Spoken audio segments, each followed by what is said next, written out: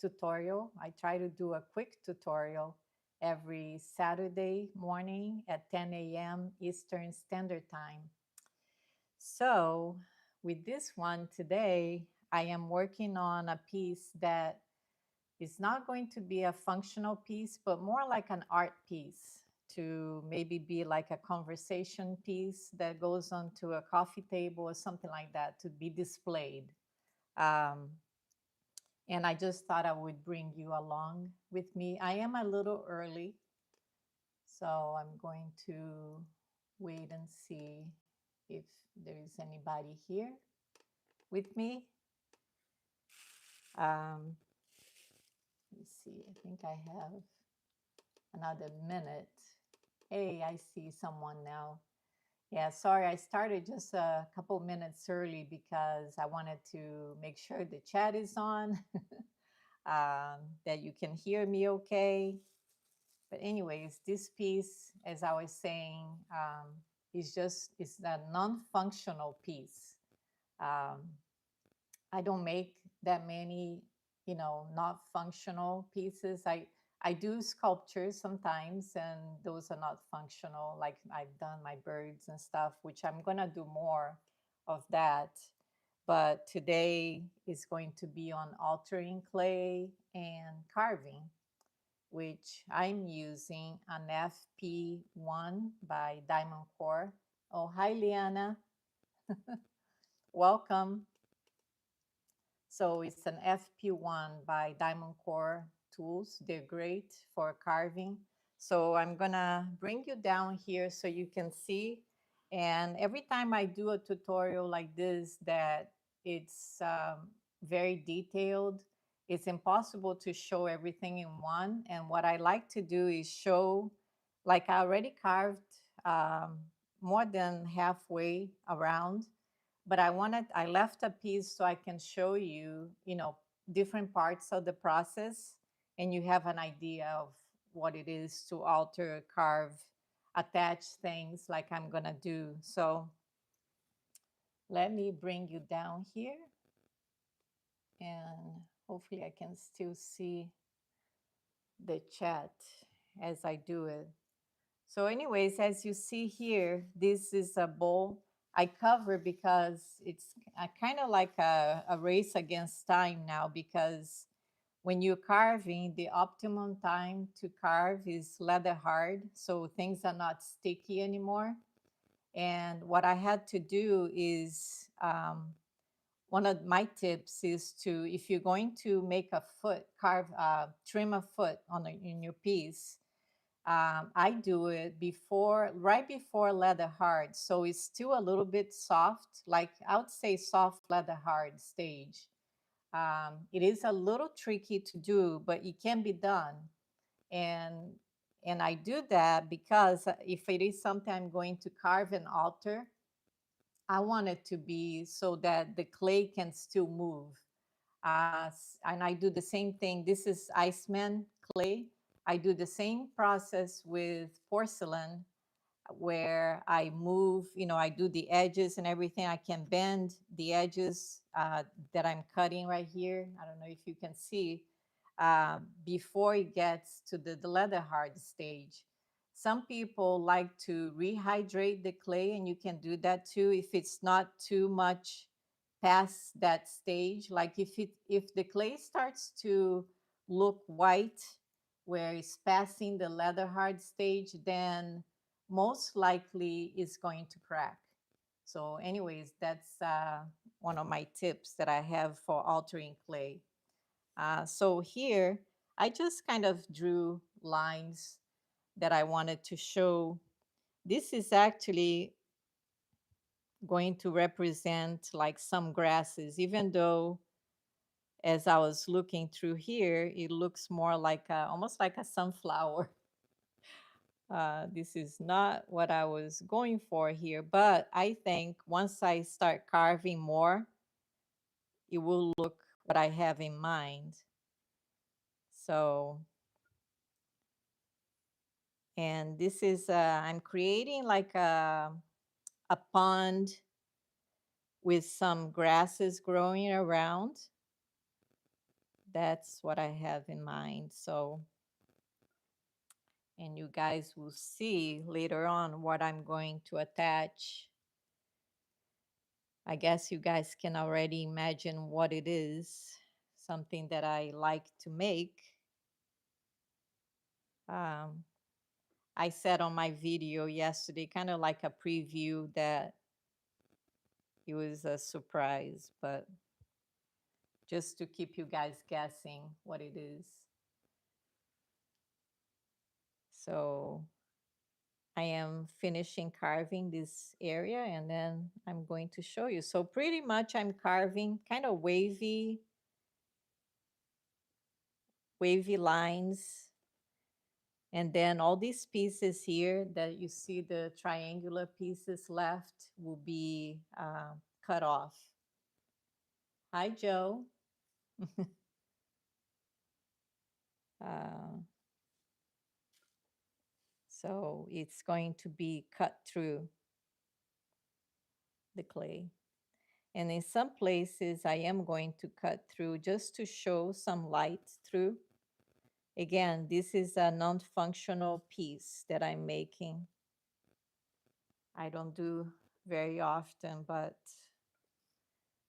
um, I like making some pieces that are just for display, you know, something like an art piece, you know, almost like a sculpture. Could be like a conversational piece that you put on your coffee table to display. And I'm almost done here.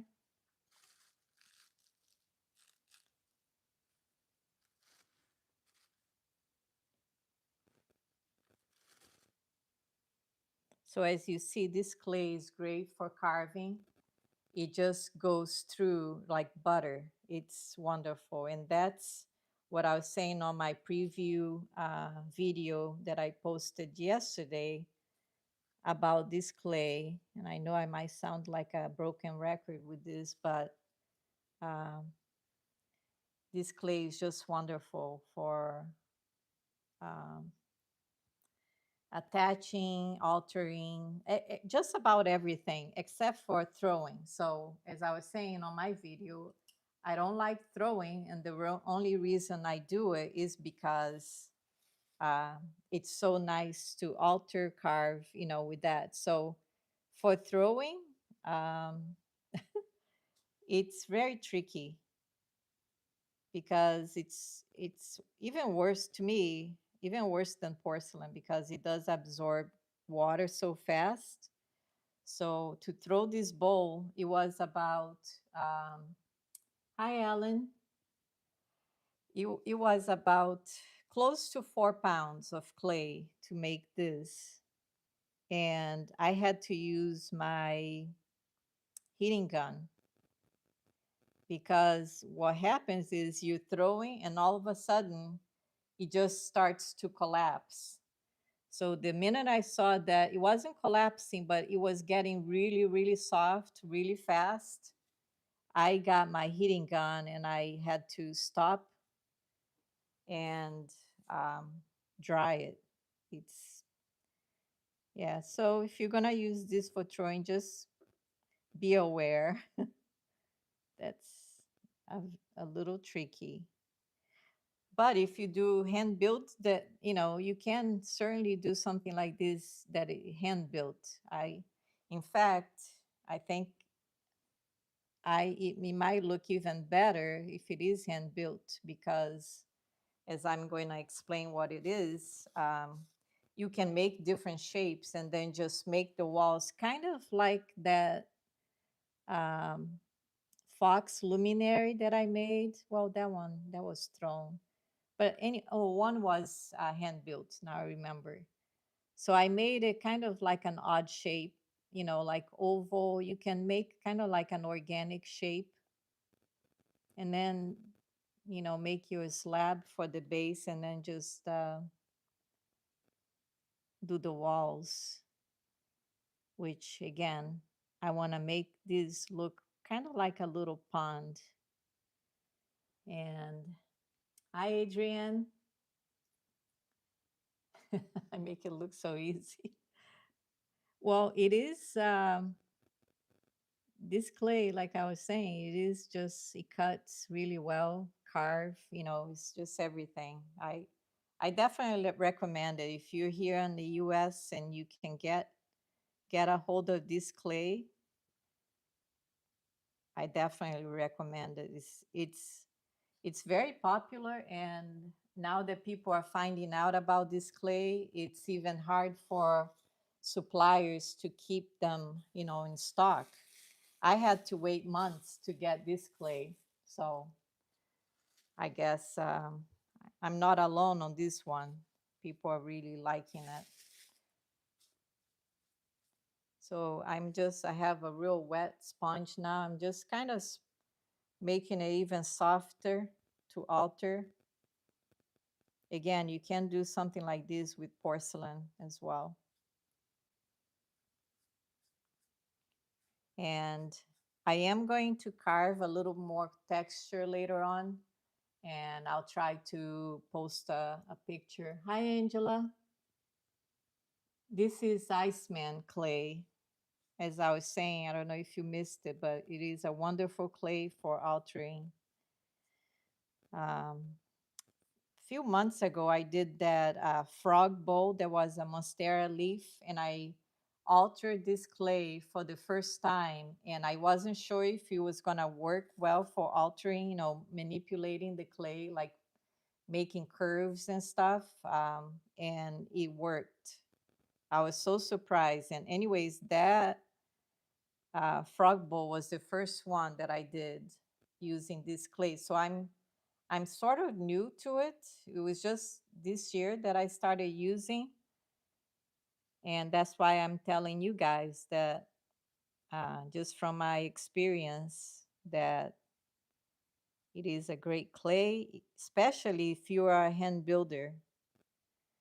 I don't like to make too many things that are hand built. I like to throw, and it's not a good clay for throwing, but it is great for everything else, even sculpting.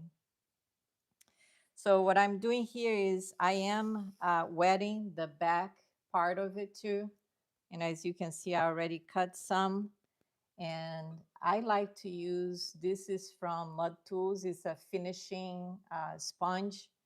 Because it's thinner, I can get like in between. Here, I'm gonna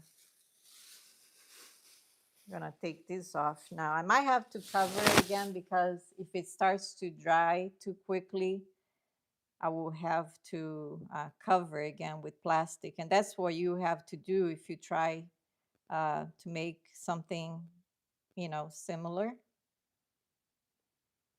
So this sponge lets you get in between these little crevices. And I'm gonna tell you a trick that I do also here.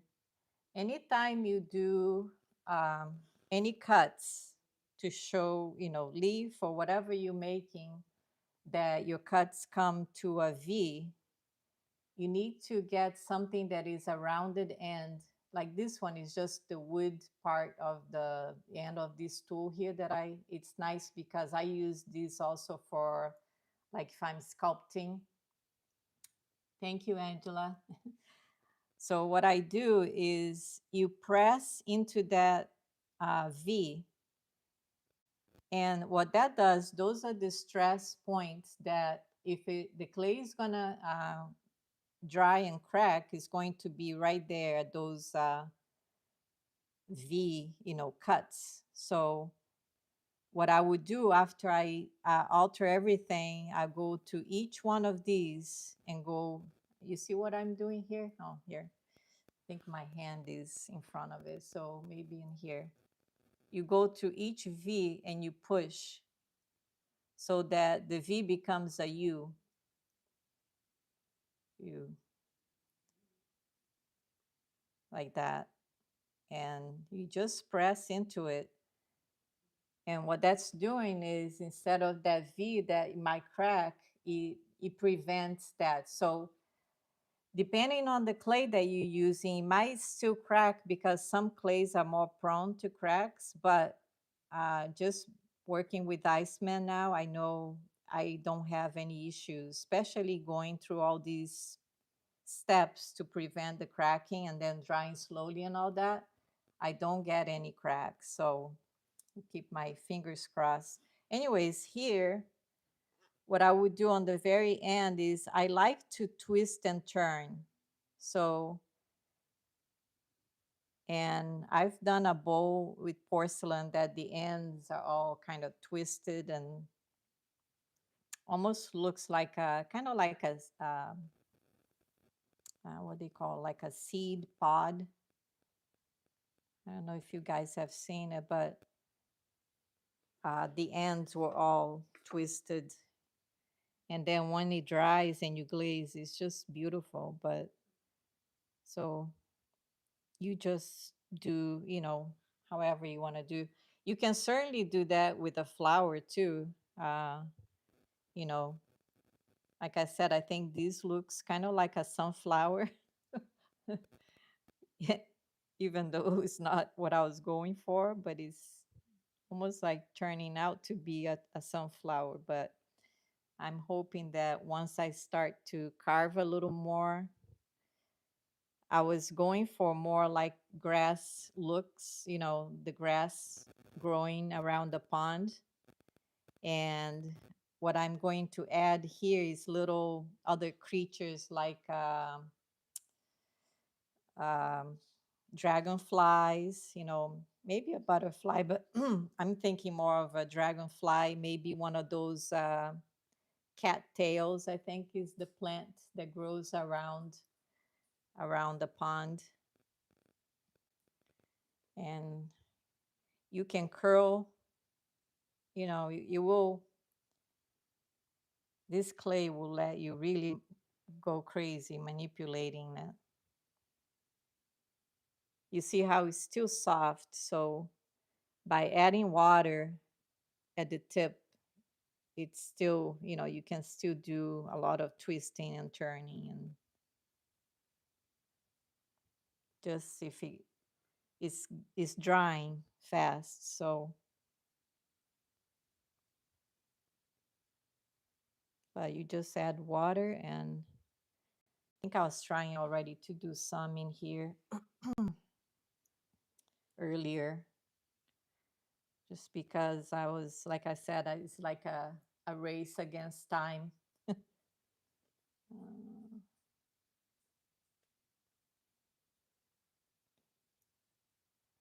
Angela says, had to sub. Uh, is that the clay you're talking about, Angela? Anyways, I'm not going to be able to really finesse this piece, for this tutorial.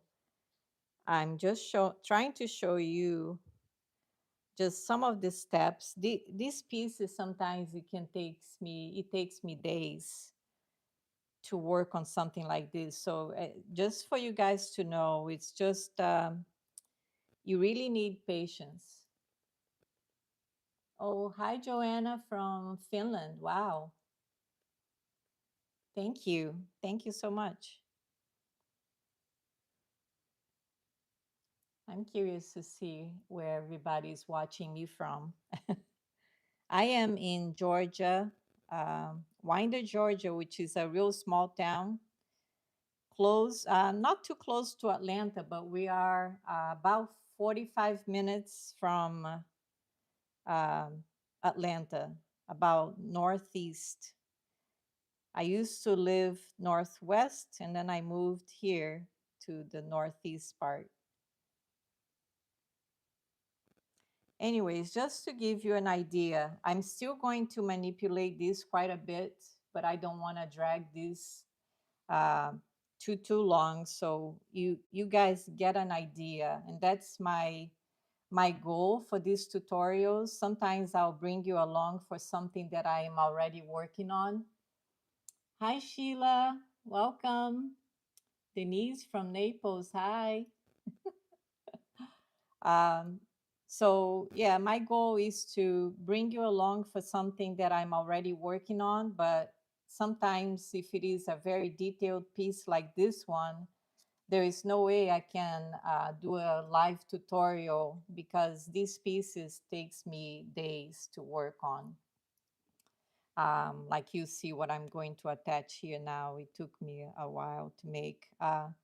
But then also I like to do things that I like to explore. There are new, it may not necessarily be a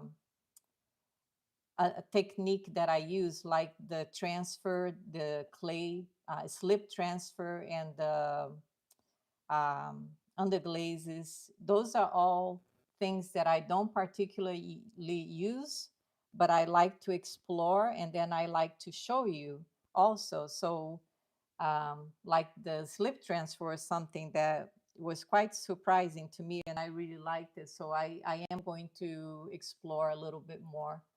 Hi, Pat. Yeah, happy Saturday to you too. So let me show you what I made. This cute little guy here. Of course, he's not painted yet, and he's hollow, as you can see. And he's going to be here on my so-called pond.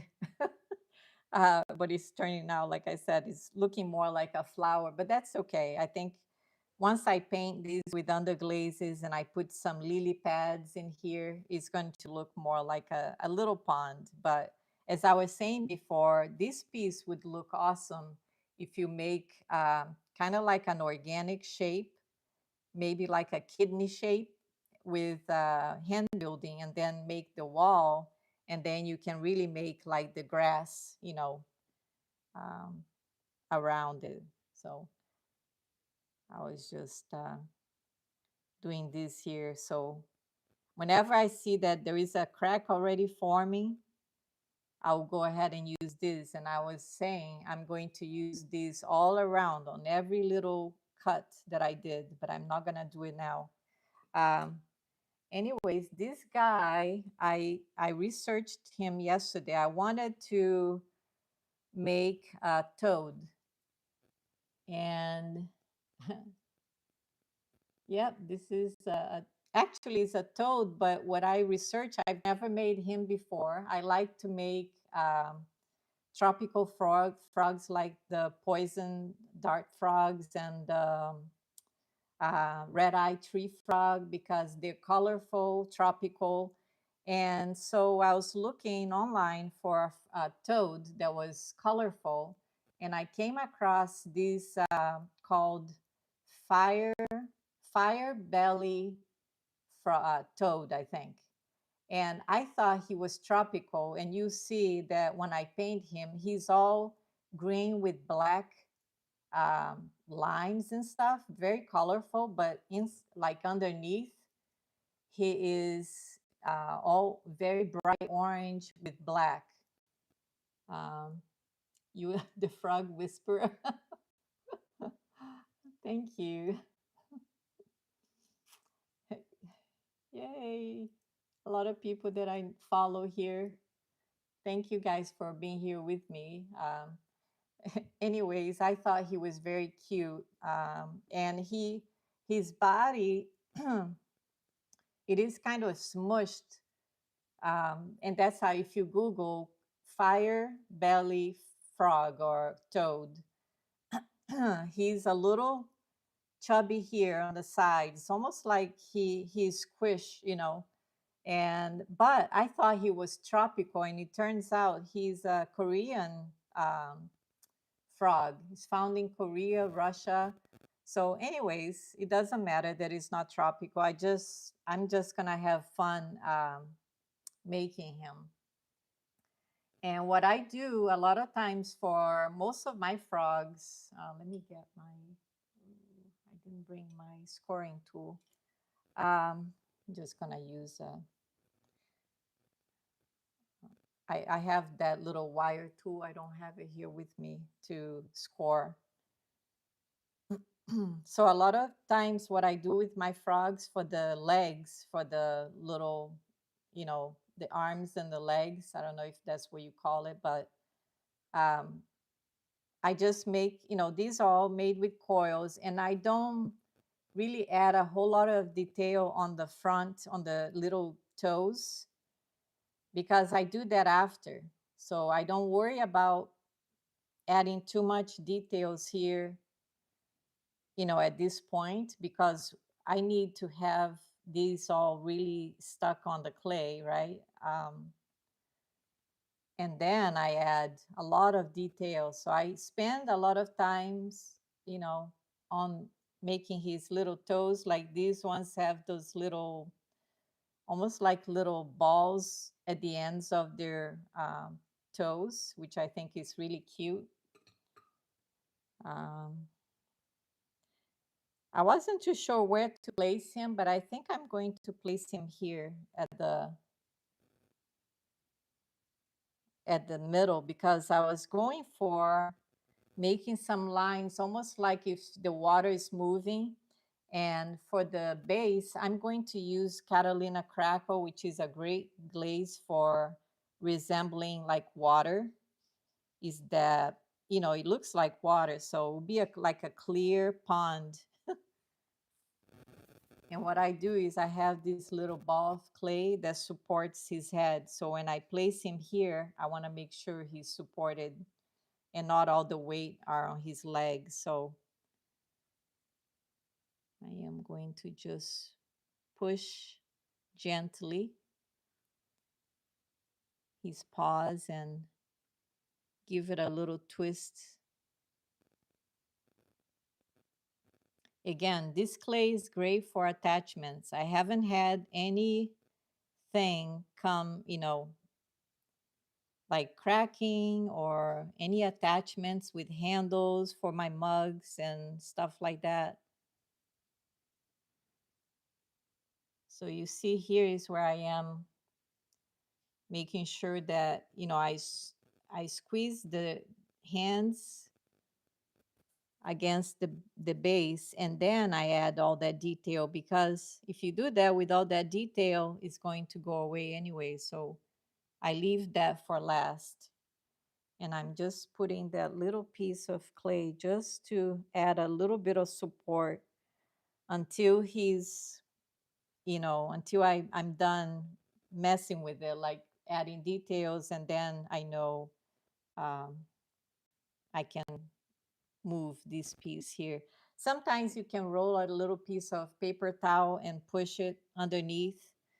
And then another thing that I do, let me see, I go around on the joint with this, anything that comes to a little point. I like this tool, and I'll put everything that I'm using here, I'll put it on my description. But I like using this to go around. I go around the whole piece, making sure that it is attached. So that's what I do. I go around any part that is against the clay, the base, I do that. And it's nice that this is curved too. Um, so let me show you something that I haven't made in a long time. So this girl is going to be sitting on this frog like that. So she's riding the frog. So I made her yesterday. And what this is, I have like a vintage mold, because I used to make dolls way, way back. And this is actually a mold for porcelain doll, fairy. And what I did is the mold is for the head and torso, and then for the lower limbs, like the leg and the part of the arm, this part of the arm. So I had to make my own, out of clay, my own legs and the part of the arm. I made my own wings, the hair, but the face, I had to also kind of add some more details.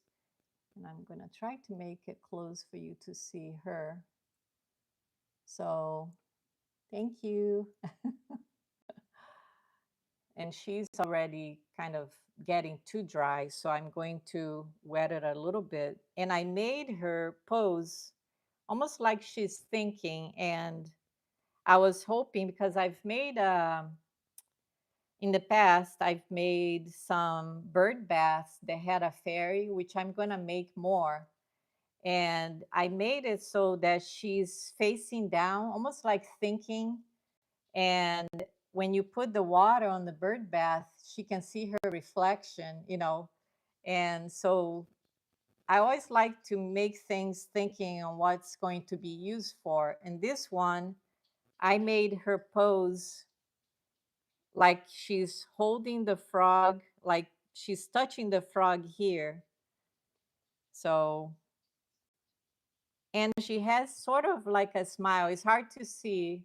It's hard to see on the video, but everything is going to be all painted um, with underglazes. Trying to see here where I'm going to put her. Maybe here. And it's funny because her foot rests on his arm. I don't know if you guys can see it. And then her hand is touching the top of the frog's head. So almost like she's petting him. Ugh, I am so nervous because she's so fragile. So I'm just going to score. Again, she's already getting too dry. And I added the little leaves for her clothes. I don't know if you guys can see it. It's got like little leaves all around. And I thought that was cute. So again, this piece took me all day, almost all day yesterday, making um, kind of like finessing, sculpting her face, her hair. But I've always wanted to make one. And I think now that I made one, I'm going to make more. My daughter loves fairies, and I know some people love fairies too. Uh, so she's going to be sitting like that.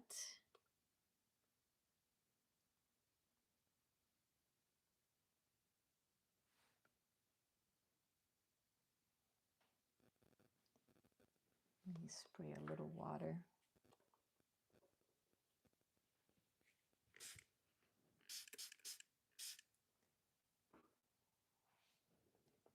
It almost looks like the arm of the frog needs to go down just a little bit so she can.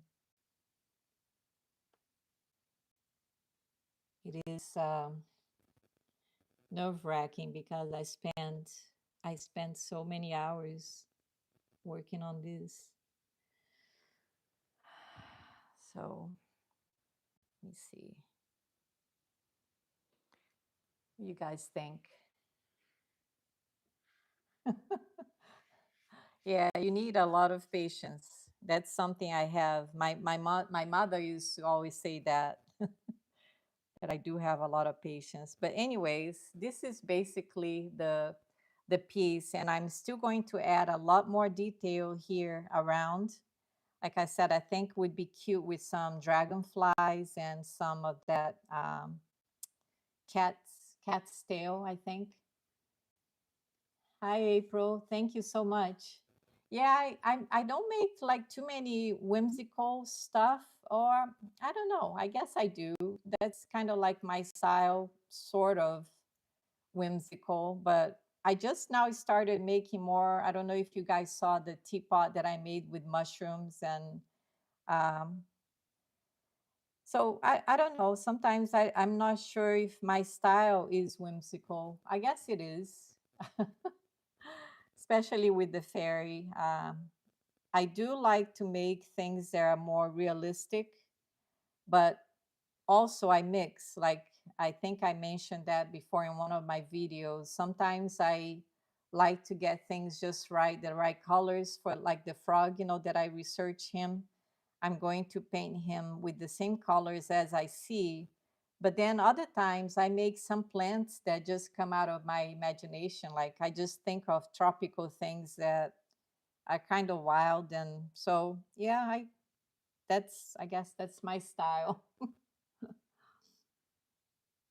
Thank you. Thank you guys so much. And again, I will post another video or a post just to show you what this is going to really turn into. And then I just can't wait to paint and glaze. Again, I mean, I'm going to use that Catalina Crackle by Laguna. Thank you, Liana. Catalina Crackle is a real nice glaze for making water resemble water, and I think that's what I'm going to do here. And I might even add, I had these guys here that I was making earlier, some lily pads that I'm going to put here like that. And I have several that I don't know, 5 maybe around, uh, just to make sure that people understand that that was my goal, is to make this look like water and not like a sunflower. So thank you guys for being here with me. Please, if you're new to my channel, don't forget to like and subscribe. Hi, Michael. Appreciate you all being here with me. And I don't know if I will have one next Saturday because I'm going on vacation, like a short vacation. So it depends when I come back. We're driving, my daughter and I are driving to New Orleans, and I've never been there.